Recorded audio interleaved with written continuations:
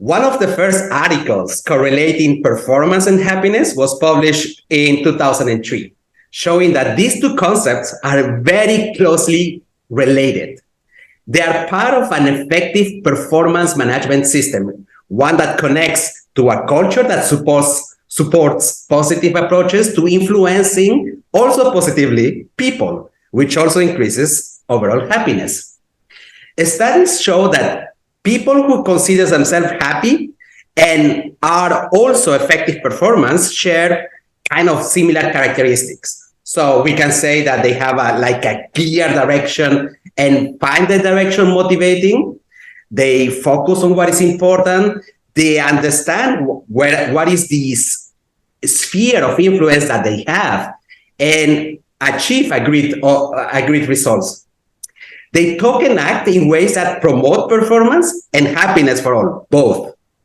They are significantly engaged in their work, finding meaning and purpose in their work, and have more positive experience than negative experiences.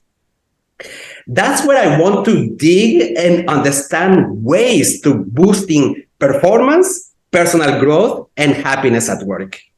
So my guest is someone who is recognized for her innovative views on education. Angela Stopper, in fact, Dr. Angela Stopper is the Chief Learning Officer at the University of California, Berkeley. In addition to her work at UC Berkeley, Dr. Stopper is a faculty member with Penn State World Campus. She holds a Master in Workforce Education and Development and a doctorate in Workforce Education and Development. Angela, welcome to this episode. And I wanted to understand, Angela, how did this interest in education start for you?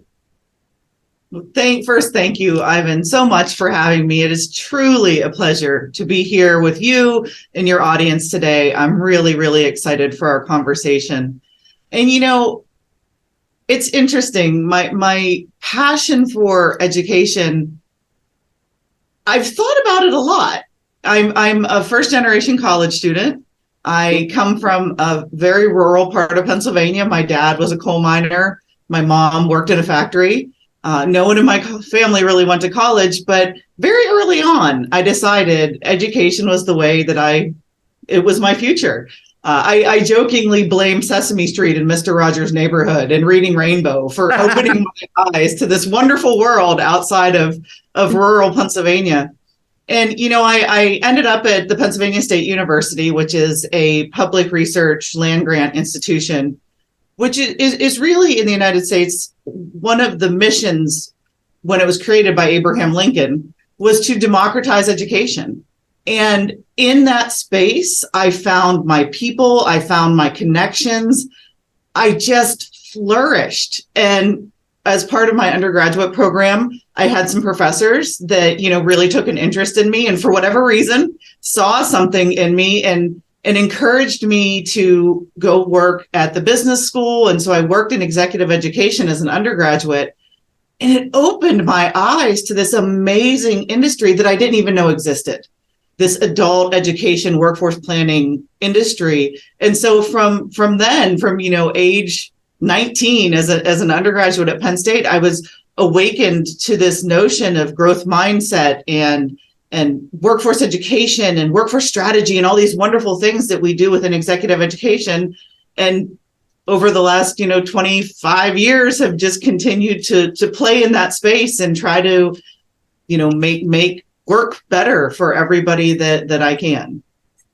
Exactly. When you were talking, I was thinking, but she's all about the purpose, what it can bring, the opportunities that it can bring to people. It's not, well, it might be partially also because it could be super interesting to understand education because it's something that has been going on for forever. But the innovation part is happening as we speak. And yeah, I have the impression that you are driven by this purpose of contributing to the society. Angela, I wanted to ask you, so during the COVID times, a lot of organizations have questioned the way they are delivering trainings.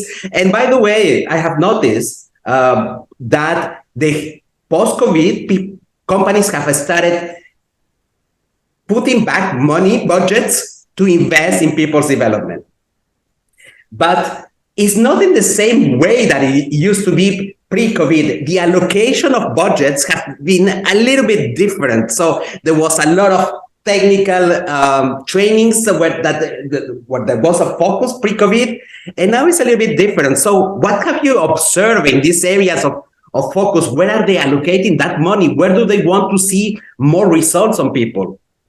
Yeah, I think, Ivan, you're exactly right. And I think the best organizations, the smartest, most agile, most innovative organizations are really starting to look at that kind of personalization and self-driven customization of education. So figuring out what the individual needs in order to grow and thrive and flourish, and how we can support them in getting those experiences. I think there's a more focus on kind of informal and social learning, or what I like to refer to as me learning and we learning.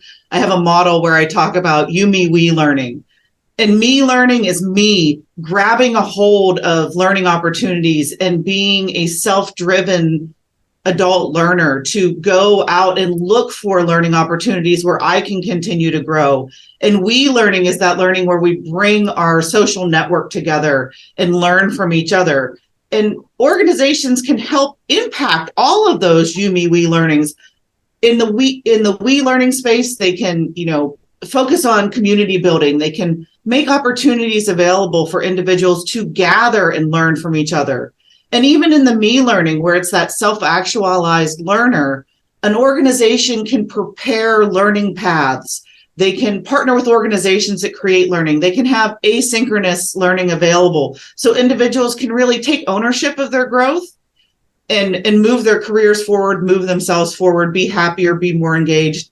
I really see learning and development as a partner, as a champion, an advocate, a supporter, a co-conspirator of the people that work within our organizations, to really do that work and partner with them and champion them and make sure that we're providing a wealth of opportunities so we meet everybody where they are in order for them to find their space that feels comfortable and authentic for them to grow and develop. So what you're saying is quite interesting.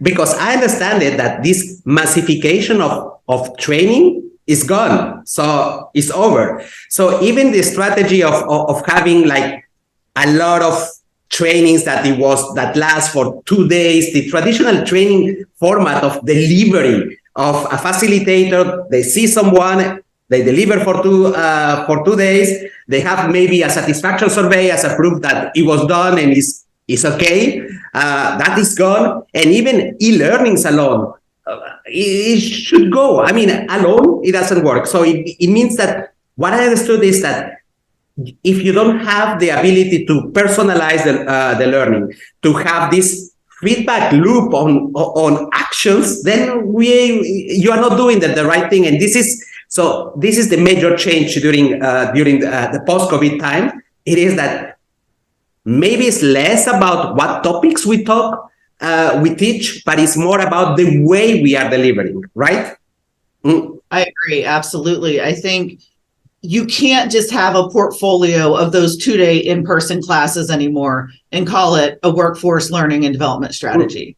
Yeah. You need that. You need a diverse portfolio. You need opportunities for people to connect and learn from each other and learn on their own and come together in cohorts, and all of those pieces are necessary now. Where I think you're right, in the 80s and the 90s, you would have a 2-day workshop. Everybody would go to the workshop. You'd check the box. You would pretend that everything was done. You didn't check back in with managers to see if behavior change had happened. You didn't check back with individuals to see if they were able to do their job better. You didn't follow their maybe promotion trajectory or their longevity within the organization. All of those pieces are impacted by learning and development and having that growth culture. And I think, since COVID, when we think about what we should expect, I think organizations do need to pay more attention to this. I think learning and development can and should be used as a part of the workforce and business strategy. And now it's really important as we think about your employee value proposition, employee engagement strategies. We absolutely need to be thinking about learning and development in all of that.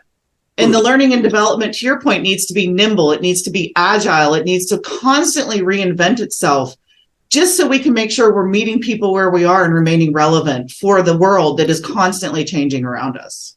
Oh, it is amazing that thanks to this crisis, this global pandemic, we have realized that we were not ready, in fact, to equip correctly the workforce, and specifically more the leaders who are responsible, in fact, to lead people in times of change. There has been a lot of volatility in terms of the level of stress, uncertainty about work during COVID, changing the way we work remotely, and that has been painful for a lot of people. And leaders have not been ready. I still remember this famous report from KPMG in 2021, just in the middle of COVID, showing that the number one concern for CEOs was the readiness of their leaders.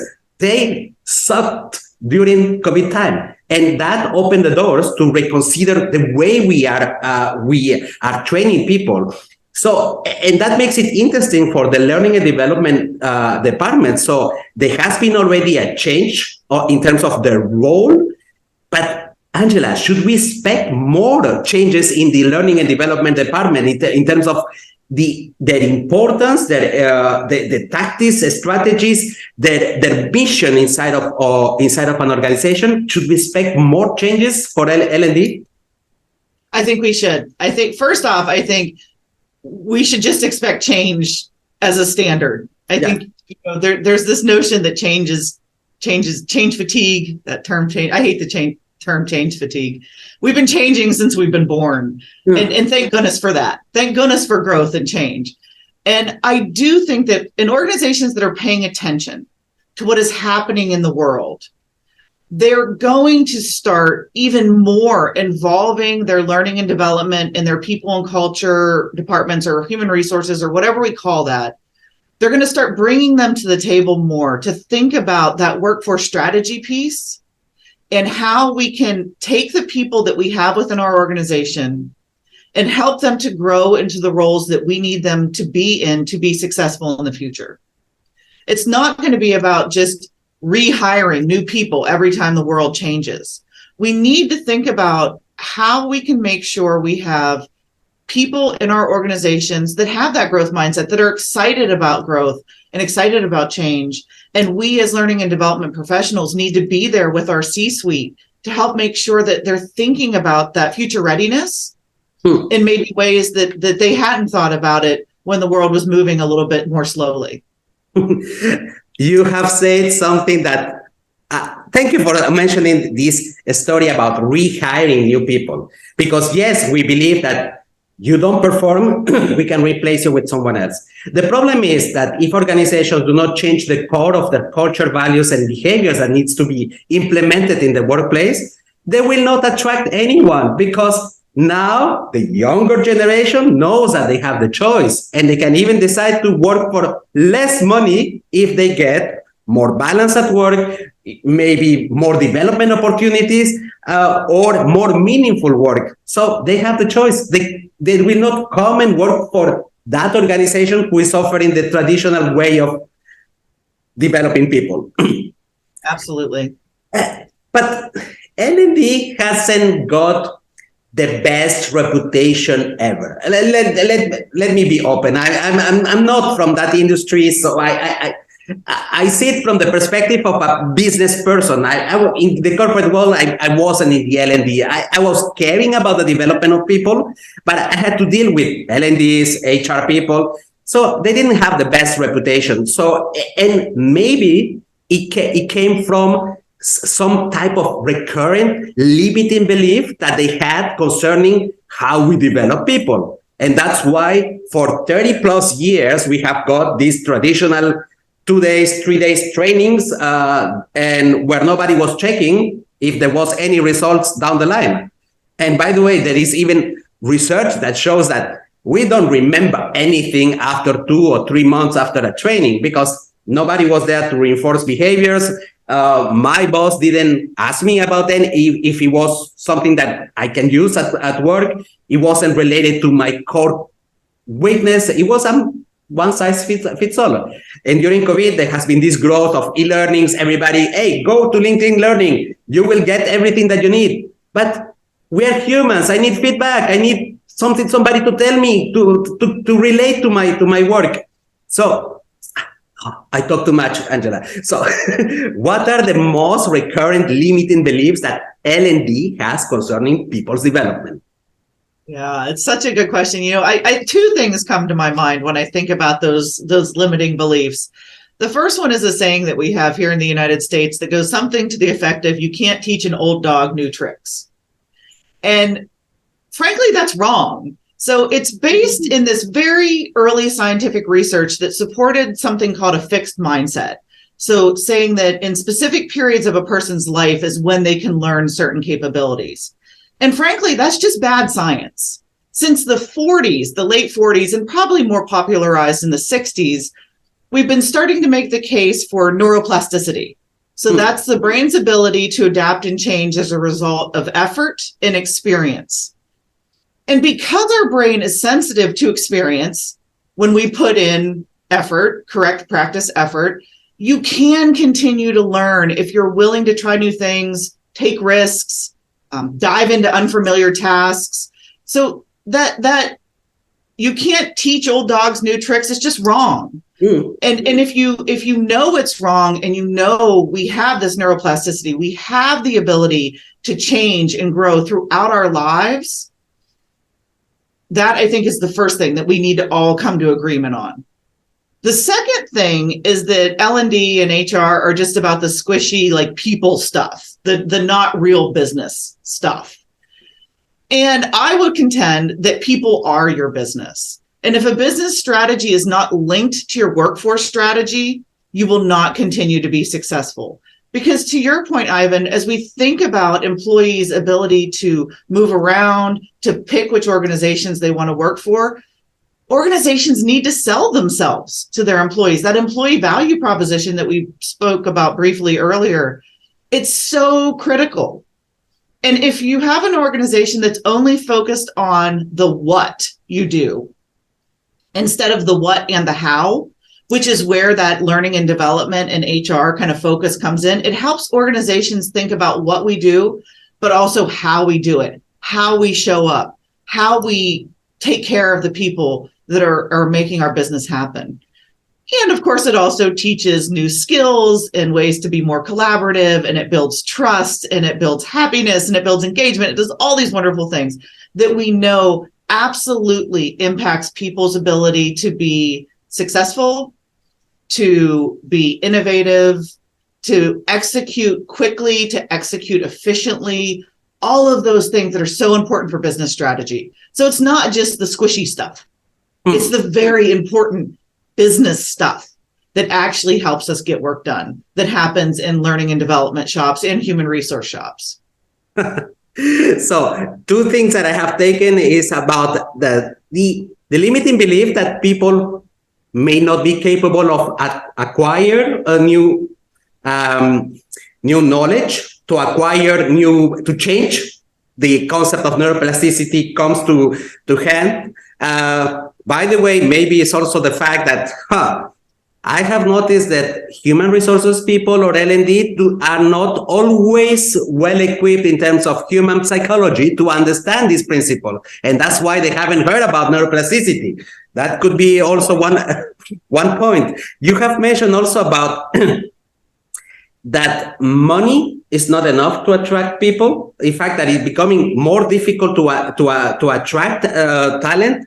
Definitely money is not enough, because you take a Gen Z and in number 5, 6, you will find money. The rest is things that are more valuable to them, like purpose, like balance in life, and so on. And when you were mentioning this part of the focus that we have in the what we are achieving instead of the how, I was thinking exactly my latest performance reviews that I had back in my corporate life is like every discussion was about what I have achieved. And all of the things that contributed to the development of people, the time that I was investing so that there is a new generation of people, that was like, it wasn't contributing to my bonus, by the way. Right, and absolutely. It was that. And I was working for an international American company. Doesn't have anything to do with American. Huh? All of the companies have become very internationalized, and and they have that in common, that what is more important. So it seems that there is something, and we will talk a little bit more about something to do with how we are assessing performance today. We will touch base a little bit more later. Great. According to for you, is a mix of experience together with research. So according to your knowledge and experience, what are the things that work to drive performance, growth, and happiness at work? Evan, I love this question. And I think the answer is right there in the question. I think happiness is so important. And so we have a team here at Berkeley that run a center called the Greater Good Science Center. And they do all kinds of research on well-being and work. And when they look at just well-being, so individual well-being, they talk about factors that impact someone's well-being. And they're things like altruism and compassion and diversity and empathy, gratitude, mindfulness, purpose, kind of these social connection things. And I want to quote from you just from one of their research studies that they have out on the website. They say, so again, this is the Greater Good the Greater Good Science Center at UC Berkeley. They say people who are happier at work and more committed to their organization rise to positions of leadership more rapidly. They're more productive and more creative, and they suffer fewer health problems. More and more research is suggesting that happiness should not be an afterthought for workplaces. It should be an essential goal. And they've done a ton of work in this, and they even have an e-course around the science of happiness at work. And so again, it's not just this fluffy opinion piece. It's literally deep science research that talks about how we bring happiness to our work. And what they talk about, just very briefly in their work, is about mindfulness and resilience.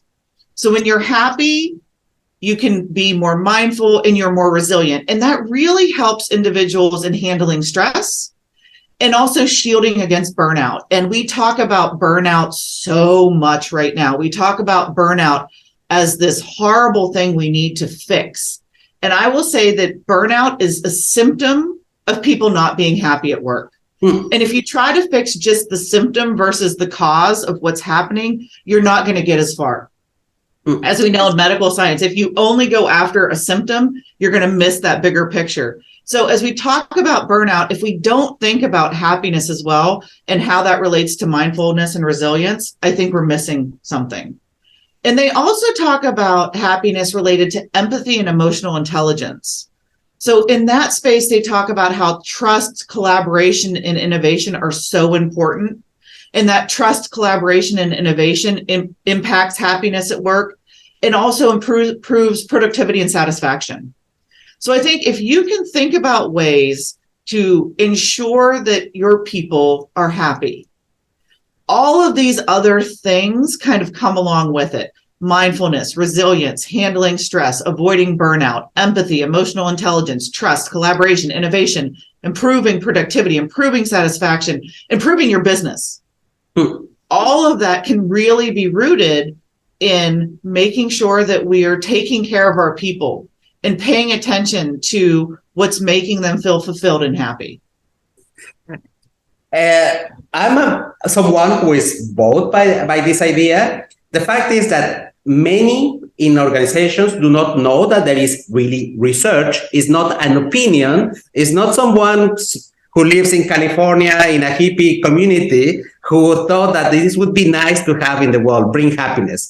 It is rooted into research that aligns performance and happiness. And there is a lot of numbers that prove correlation with business outcomes, with clarity. So thinking that if we are going to make our employees happy, it means giving them whatever they want, and then it's going to cost a fortune. That is a traditional, old-fashioned that way of looking at business that doesn't have a future. So if we continue believing that, then it's certainly is going to be a challenge to attract the right people. You have also mentioned burnout, which is a topic that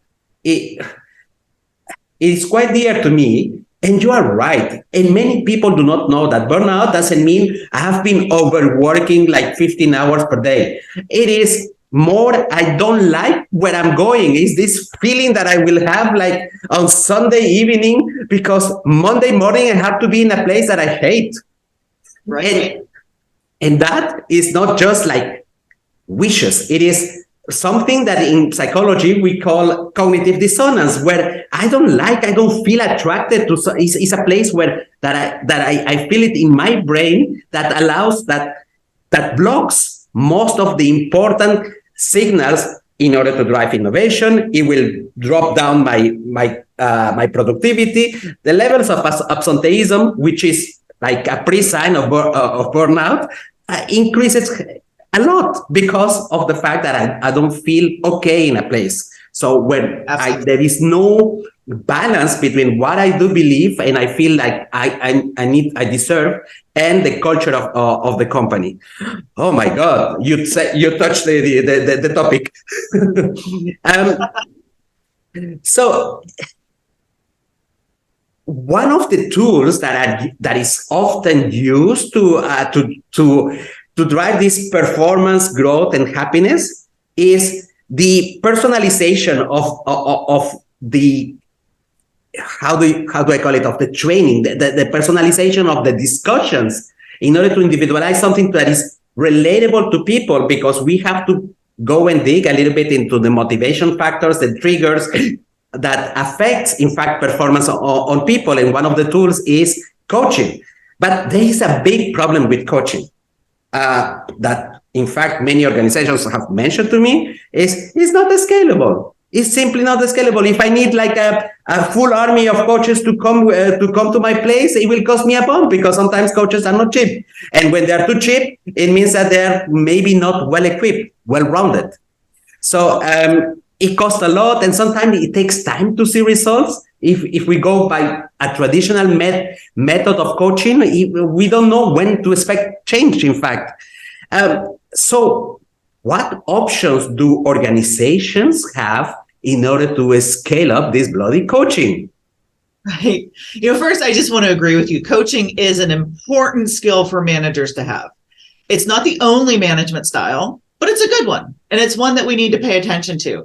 We also need to be mentors and advisors and supporters, and we need to do all these things. But coaching is really important. And I think when we think of executive coaching in the old school, you hire someone for $20,000 to have a weekly meeting with someone for 6 weeks that's that old school executive coaching kind of thing that people think about when they hear coaching. I want to flip that on its head and say that there are ways to bring coaching or a coaching culture, coaching mindset into an organization without spending those hundreds of millions of dollars to get those high-priced executive coaches. Think first about using your leaders as teachers. So get your leaders to model what they want to see. When we think about coaching, it's all about asking a lot of questions to get people to come up with answers that they already have within themselves. So that doesn't cost any money at all. Teaching leaders how to ask the right questions to get people to come to the answers that they have within them is just a new way of looking at conversations and leadership. So get your leaders organized around this idea of what coaching is. It's asking a lot of questions. It's not giving a lot of advice. It's having one-on-ones. It's talking to people in ways to help them think about how they would answer a situation, how they would come to a conclusion for a problem or a challenge. Talking with them and just asking the deep, powerful questions to get them to come to that answer. And then start building managers as coaches. So once your leadership starts modeling those powerful question kind of behaviors, start getting your managers to act as coaches in their one-on-ones or their performance conversations. Ask powerful questions. Don't spend your one-on-one giving, okay, well, this is how I would do it, and this is what you should do. Don't always be directive. Acting in a coaching way with the people on your team, because as managers start to do that, it starts to flow down through the organization. And then we also want it flowing up through the organization. So you can think about building a community of practice that supports that grassroots growth of coaching. So you build a community of practice, or basically in our positions in the C-suite space, we just support our organization's building of that community of practice, and let people come together and talk about coaching and think about it together, and maybe watch a LinkedIn Learning or read an article and think about how they can incorporate that into their lives.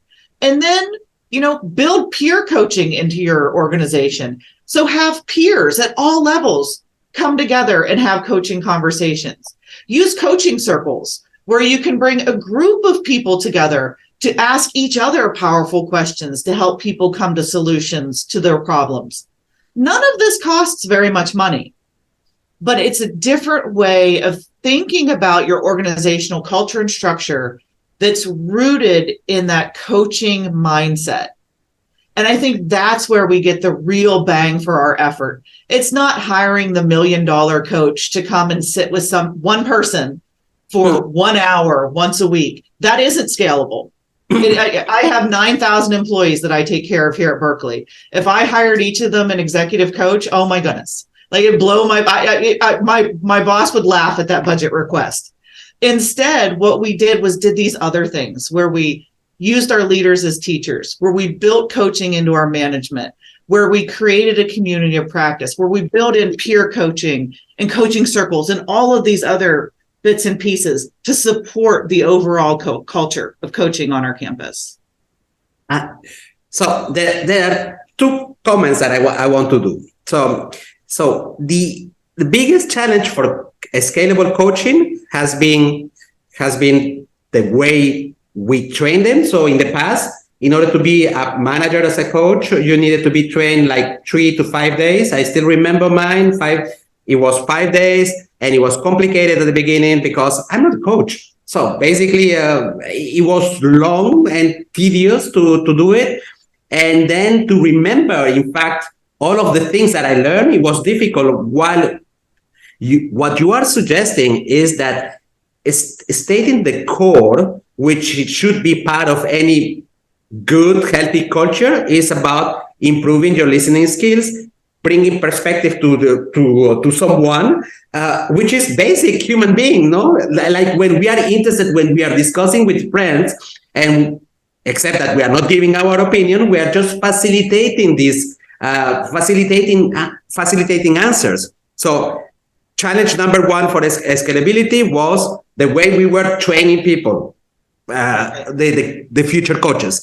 And the other thing is that I have the impression that the second one is something that you mentioned, but you didn't say it directly. It's the branding. Why do we have to call it coaching? It has maybe already like a bad reputation. It should be just being human. It should be just listening. It should be just building a community, building trust. We can call it, the world is open. We can call it something else, but maybe we need to kill a little bit the branding of coaching itself, right? Thumbs up. Yeah, I think is building a shared language that your organization agrees this is what this means, a shared understanding and language. Call it whatever you want, but you're right. It's about being human. It's about being human. So my understanding is that, and you mentioned it, is that in your university, the University of Berkeley, you have implemented, and that works. But let me put a little bit my business hat. When you say that, you say that it works, what are the expected? What outcomes do you have? What validation do you have that it has worked? That it brings something for the university? Yeah, when we started this work 5 years ago about building this kind of coaching culture, there was skepticism. And one of the things that we did was we got a baseline. So we have an employee engagement survey, and we ask employees how they're feeling and how they're showing up around performance evaluation and communication and all these different aspects. And we started to do our work, and we started to build these kind of coaching mindsets into the work that we do. And then we looked at the employee engagement survey 2 years later, and every one of the KPIs, the key performance indicators that we called out that would be impacted by this change that we were making, statistically significantly increased. Every one of them, which is powerful, just data in and of itself. Then COVID happened, and we started hearing about this great resignation. And so we started paying attention to how many of our people were leaving. And our numbers, we absolutely had people leaving the organization, but not in some of the numbers that we saw around some of our benchmarking. And then we started paying attention to just what the feeling was, what people kind of anecdotally what they were saying. And people were feeling better. There was more trust within the organization for leaders. We asked with pulse surveys, we asked questions like, do you trust your leader? Are you looking for a new job? Do you want to leave? Would you recommend this as a great place to work? We paid attention to those numbers. And now we know that not all of those can be attributed to this one program that we did. And at the same time, a culture change is not one program. We changed the way we write job descriptions. We changed the way we advertise job descriptions. We put this learning culture, learning mindset piece into our job descriptions. We talked about diversity, equity, inclusion, and belonging. We talked about doing performance a little bit differently. All of these pieces were with that aim of putting a more people, human-focused lens on the work that we did.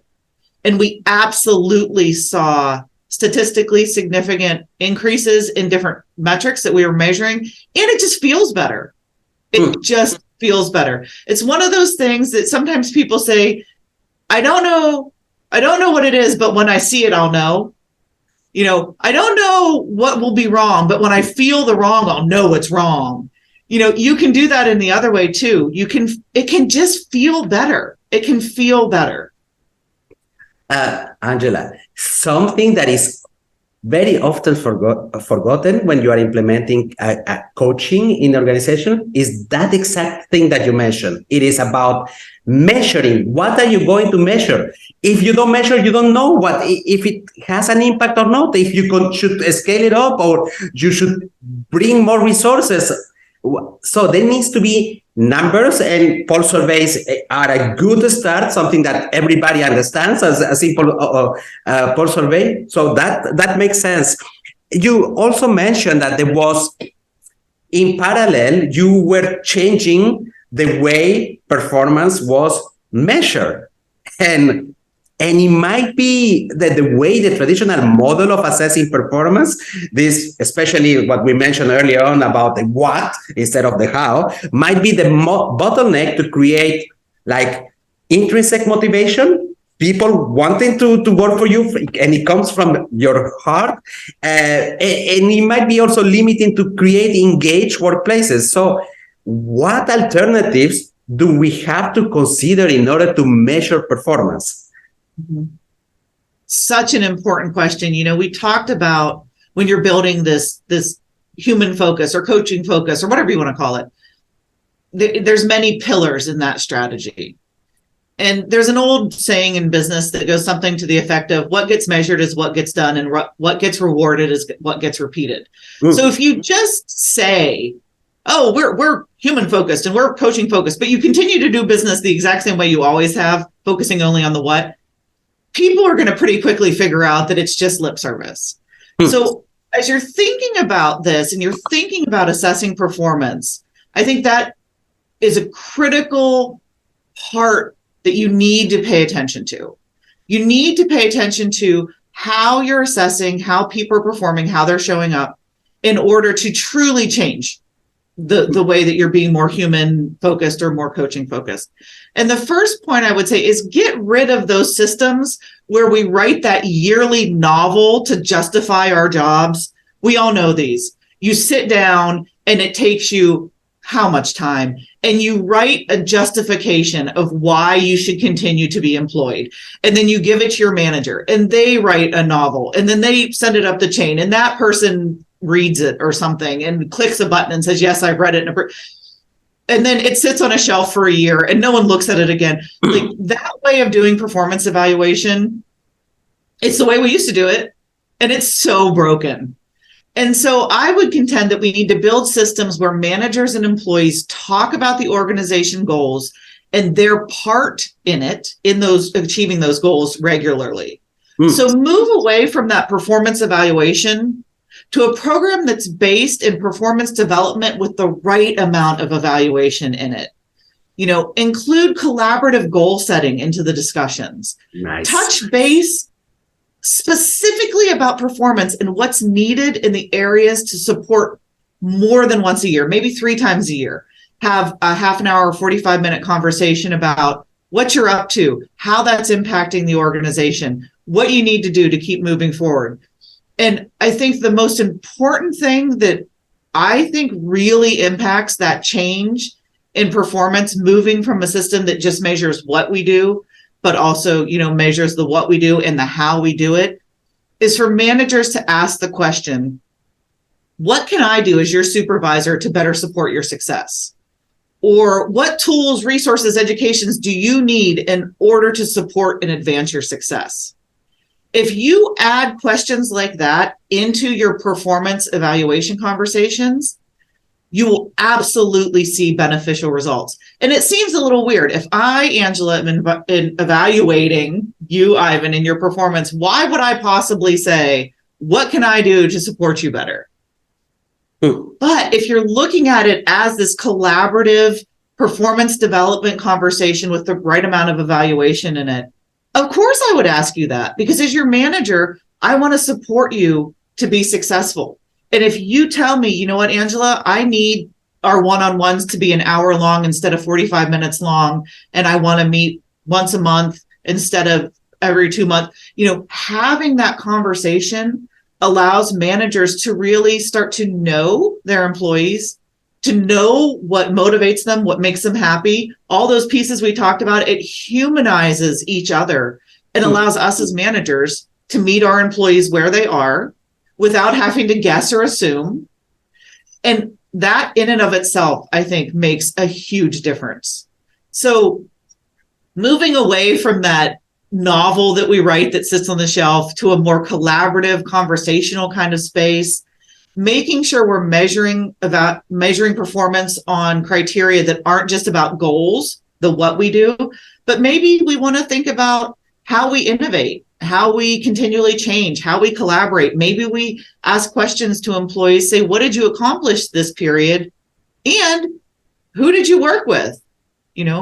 What new ideas did you come? How did you make work more efficient? How did you create belonging and inclusion for people on campus?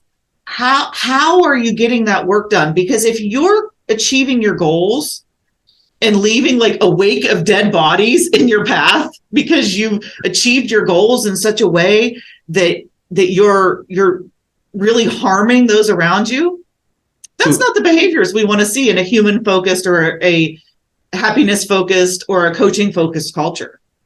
We want to be able to say the what you're doing is important and the how you're doing it is also important. And so let's talk about that as a part of our evaluation process. Exactly. So what I have understood is that even the how should be rewarded. So if there is a bonus, it's not because you have been the top performer in sales. It's also about how did you contribute to the culture of the company? How much have you spent time to help others? For instance, how much customers have been satisfied on the way you lead conversations with them. And by the way, Angela, this idea of yearly reviews. So I got a little bit of the shivers because I still remember how long time it takes to write my books about performance. And the way to phrase it, even though nobody reads it, that takes a little bit of time. So what I have noticed, and it might be a trend that is growing, is still very small, is that removing yearly reviews with a process of continuous conversations that are developmental, not into the judging pattern, are very helpful. Maybe even allowing to crowdsource inputs a little bit like ordering an Uber. So how satisfied are you on Angela in her collaboration skills? or I don't know, in the way she's empathizing with others, or the time that she's devoting for to help her team. And if there is people who are working with you and they have accessibility at any time to drop the stars like Uber, it could be a simple way to crowdsource behaviors, because relying on one person, the manager, to give feedback is not sustainable, really. And it is difficult to break the pattern of thinking performance review is about judging myself. It's about judging me, and it's not about helping me to develop. So if it is once per year, this is what it becomes. If it is something that is recurrent, where we have a chit chat, a catch up for 15 minutes and discuss about what went right, what went less right, and how can I help you? It takes less time, right? And it's something constructive. So there is a lot of good efforts to go to rework in this performance review, to rework also on how we classify this high potential. This, by the way, I hate these 9 boxes. I don't know. Whenever I see a book where there is a 9 boxes, I have problems with my breathing. Yeah. So classifying people without the in-depth knowledge of their level of resilience for the future, in the level of human meta skills, I think it's a little bit dangerous, and we are going towards hell. Angela, it has been really lovely to discuss with you, and I'm pretty sure that out of this discussion, there is going to be like a generation of more questions that, and maybe some of the audience wants to reach you out. Angela, how do we reach you out if I have questions and if I want to chit chat with you? What is the best way? Well, thank you. This has been so much fun, and I absolutely want to continue the conversation. The very good thing about me is I have a very unique last name. So Stopper is a very unique last name. If you go on LinkedIn, I think I'm the only Angela Stopper on LinkedIn. So you can ping me on LinkedIn, reach out, continue the conversation. I love so much our learning and development community and the work that we're doing. And I think that the more we come together and the more we learn from each other, the better we're all going to be. So thank you, Ivan, for having such a wonderful platform to bring us together into your thought partnership, and your thought leadership in this space is just wonderful. So thank you for bringing us together, for bringing new knowledge to our industry, for keeping us relevant and growth mindset focused in all of the work that you're doing. And certainly anybody can reach out to me on LinkedIn. I'm very easy to find. I'm pretty sure if you Google Angela Stopper, I'm pretty much the only Angela Stopper like that way as well. Very easy to find, and would love to continue the conversation. Indeed, I have done that. I have Googled you, and you are like the first page. But you say something that I have to correct you. It is not about keeping learning and development or the adult education community relevant. This is the time, their time of their life. This is the time where a lot of the importance of education in the workplace has become so much relevant, because there has been so many mistakes, and these mistakes of creating more human-centric work cultures can be amended only now. And it is the greatest time for our community. Thank you, Angela. Have a lovely evening. Thank you. Thank you so much.